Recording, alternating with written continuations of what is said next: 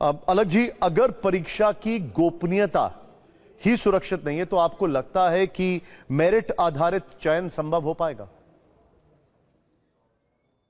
बिल्कुल नहीं हो पाएगा सर। अगर परीक्षा इस तरह से हो रही है, और ये पहला इंसिडेंस नहीं है सर पेपर लीक का। पेपर लीक के इंसिडेंट लगातार रिपोर्ट होते रहे हैं पिछले 5 साल में। आप देखेंगे तो सोशल मीडिया और न्यूज चैनल आप अगर चेक करेंगे तो आपको 60-65 ऐसे इंसिडेंट दिखेंगे जहां पेपर लीक की बातें हुई हैं। तो पेपर लीक के ऊपर जो सजा का प्रावधान है, जब तक वो इतना स्ट्रांग नहीं बनेगा, जब तक कड़ी कार्रवाई नहीं होगी, और कड़ी कार्रवाई नहीं होगी। मुझे इस बार भी ये पता है कि कड़ी कार्रवाई सीबीआई को भी जांच हम लोग ने दी है। कुछ दिन चलेगी बातें, कोर्ट में केसेस चलेंगे, मैटर ठंडा हो जाएगा, सारी बातें लोग भूल जाएंगे और फिर से पेपर होना शुरू हो जाएगा। जब तक आप नीट के पेपर को भी इस तरह से नहीं ट्रीट करो, क्योंकि आप देखिए एक बच्चा अपनी जान पे दांव लगा के नीट का पेपर देता है, राइट, अपने पूरी जिंदगी छोड़ के, एब्सोल्युटली। उसका पूरा परिवार लगता है, माँ अपना गहना बेचती है, बाप अपने नए जूते नहीं खरीदता है कि बच्चे की किताब खरीद पाए। और ऐसे गरीब बच्चे इस यू नीट की राइट। तैयारी करते हैं। पर वही है ना, गरीब का सपना इतना सस्ता सस्ता है ना इस देश के अंदर। तो जब तक आप इसमें बड़ी सजा का प्रावधान नहीं बनाएंगे, तब तक बिल्कुल ये चीजें नहीं होने वाली बंद। अलग जी, क्या आपको लगता है कि एनटीए अभी के हालात में इनकेपेबल है इस तरीके से एग्जाम्स को कंडक्ट, इस लेवल के एग्जाम्स को कंडक्ट कराने में?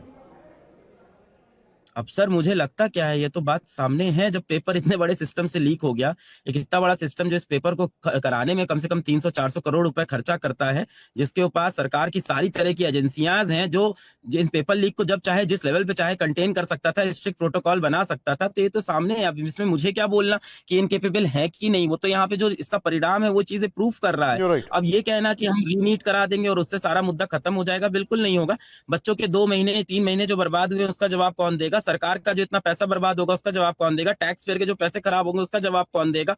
तो मतलब बच्चों का जो अविश्वास हुआ होगा ना सिस्टम के ऊपर, आप ये सोचिए, एक बच्चा सुबह 6 बज के उठ के तैयारी करना शुरू कर देता था और दिन भर बैठ के अपनी डेस्क पे बैठा रहता था, 16-16 घंटे बैठ के पढ़ता रहता था, उसके हाथ सूज जाते थे, और उसे ये भरोसा होता था कि पेपर तो सही से होगा, अंत में जो भी होगा मेरा जो पेपर होगा निष्पक्ष होगा, और अगर मैं पढ़ने वाला मेहनती हूं तो निकल जाऊंगा। अब उसका वो भरोसा टूटेगा कि नहीं सिस्टम के ऊपर से? तो एक बच्चा जो पॉजिटिव माइंडसेट से पूरे सिस्टम पे भरोसा कर रहा था, आज सिस्टम के लिए कितना निगेटिव हो गया होगा वो, आज पूरे गवर्नमेंट के लिए कितना निगेटिव हो गया होगा वो, कि उसके साथ तो अन्याय हो गया है ना। तो बच्चे के ऊपर दिमाग पे क्या असर पड़ेगा? 17-18 साल के छोटे छोटे बच्चे होते हैं, छोटी छोटी बात पे अपनी जान दे देते हैं, उनके दिमाग पे क्या असर पड़ेगा इन सबका? आपने एक बात कही कि पीनलाइजेशन इतना सीवियर होना चाहिए कि अगली बार कोई सोचे भी नहीं। आपने ये बिल्कुल सर। बहुत बड़ा आपने यहां पर एक एग्जाम्पल सेट किया है। लेकिन अगर मैं इसी सवाल को आगे बढ़ाऊं, आपके अनुसार इस लीकेज को रोकने के लिए सबसे कड़ा और व्यवहारिक कदम क्या होना चाहिए? सर देखिए, अब नीट के पेपर के अंदर अगर इसको हम डिजिटल बना पाए, जो ये मैं काफी समय से कह रहा हूँ कि नीट का पेपर का एक तो एक ही दिन सारे पेपर कराना सबसे बड़ी दिक्कत है, कि आप 22 लाख बच्चों का एग्जाम एक दिन, 23 लाख बच्चों का एग्जाम एक दिन में कराते हो।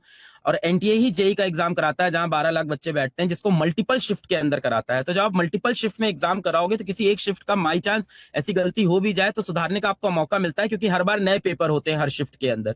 तो पहली चीज तो अगर इसको हम डिजिटलाइज कर पाए और इसको हम शिफ्ट में बांट पाए तो ये ज्यादा बेटर होगा। आज के दिन में 22 लाख बच्चों का भविष्य एक ही दिन दांव पे लग जाता है। तो पहली चीज तो ये करनी होगी। दूसरा, मुझे लगता है कि और ज्यादा स्ट्रिक्ट प्रोटोकॉल होने चाहिए, और मुझे लगता है सर सजा, सदा से इंसान के हाथ कांपता है। आज इतना आसान नहीं है किसी इंसान की हत्या कर देना। इंसान को डर लगता है कि यार फांसी हो जाएगी, पर पेपर लीक करने को लोग कैसे लेते हैं? कैजुअल क्राइम की तरह लेते हैं कि आसान तरीका है, कुछ पैसे आ जाएंगे, कोई इतना गलत काम थोड़ी कर रहे हैं, पेपर ही तो लीक कर रहे हैं। तो जब तक इसके ऊपर बड़ी सजाएं नहीं होंगी, आज सजा का प्रावधान 5 से 10 साल का है, 1 करोड़ रुपए का जुर्माना है। भाई 1 करोड़ का जुर्माना, अभी टैक्स पेयर के 300 करोड़ रुपए गए, और बच्चों के सपनों की क्या कीमत है जो दिन रात लगा था नीट का पेपर दे रहा था। तो अगर आप कड़ी सजा दे देंगे और ये बात मीडिया पे दिखेगी तो बहुत सारे जितने भी संगठन है उनकी हिम्मत टूटेगी और नीट का पेपर लीक करने में उनकी हालत खराब हो जाएगी सर। अलग जी, आपका पर्सपेक्टिव काफी वाइडन होगा in terms of examination. Bharat के कई ऐसे दर्शक होंगे जिनको इस बारे में बहुत डिटेल नहीं पता होगी, इसलिए एक सवाल मैं आपसे पूछ रहा हूं। एक एग्जाम ग्लोबल लेवल पर कंडक्ट होता है, उसका नाम है जी मैट। एक एग्जाम होता है जिसका ग्लोबल लेवल पर उसको कहते हैं सैट, एक होता है टॉफिल, एक होता है आइल्स। क्या इन मॉडल से भी कुछ इंस्पिरेशन ली जाती है? क्योंकि हमने कभी नहीं देखा कि इनके पेपर्स कभी लीक हो रहे हो। नहीं सर, जीवैट से तो बिल्कुल इंस्पिरेशन ले जा सकती है, और जेई मेंस के अंदर कहीं ना कहीं मुझे लगता है कि जिस तरह से मल्टीपल शिफ्ट में एग्जाम दिलवाते हैं वो एक अच्छा इंस्पिरेशन है। हाँ, उसके अंदर अभी क्या है कि जीमैट के अंदर एडाप्टिव टाइप का पेपर भी आता है, उस लेवल पे हम लोग नहीं गए, अभी टेक्नोलॉजी का इतना इस्तेमाल हम नहीं करते हैं एग्जाम्स के अंदर कि हम एडाप्टिव पेपर बनाएं जिसके अंदर क्वेश्चंस लगातार बदलते रहे, इस तरह की चीजें नहीं होती है। पर बिल्कुल वहां से हमें, पर सर मुझे लगता है आप कितना भी बाहर के सिस्टम से इंस्पिरेशन ले लो, चीजें तब तक सही होने वाली जब तक आप शिक्षा Absolutely right. को इतना इंपॉर्टेंट मुद्दा नहीं You're right. समझेंगे। तो मुझे लगता है सजा का प्रावधान आप जैसे ही स्ट्रिक्ट करोगे, आज भी हमारे पास हर तरह की पुलिस सुविधाएं, हर तरह के प्रोटोकॉल्स हैं, तो तमाम सिस्टम, तमाम ऑपरेशन बने हुए हैं सर, आप ऑपरेशन सुधारते जाओगे उससे कुछ नहीं बेहतर होगा।